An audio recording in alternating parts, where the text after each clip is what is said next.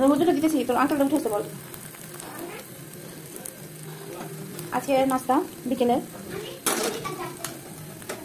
তো যে এটা হচ্ছে সিলেটের একটা খাবার, এটাকে বলে বাকরখানি।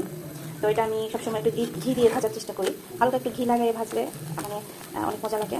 এটা চা দিয়ে খেতে আমার খুবই ভালো লাগে। তো এই আর কি নাস্তা বানাচ্ছি, বানানো থাকে কিনে নিয়ে এসে শুধু খেতে হয়। যাই হোক, তো চা সাথে চা।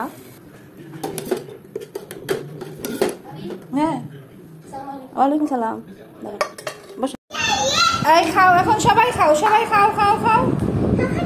হ্যাঁ রান নাও, রান নাও, একটা নাও, তুমি একটা নাও, সবাই নাও। দেখো ব্যাটে আসবে একটা পিস লো। ওকে এখান থেকে পরে দাও, ওই ছোটটা দাও, ওখানে আধা কাপ করতাম কি ফ্লেভার মুড়িতে দাও। না না সবাই খাও, সবাই খাও,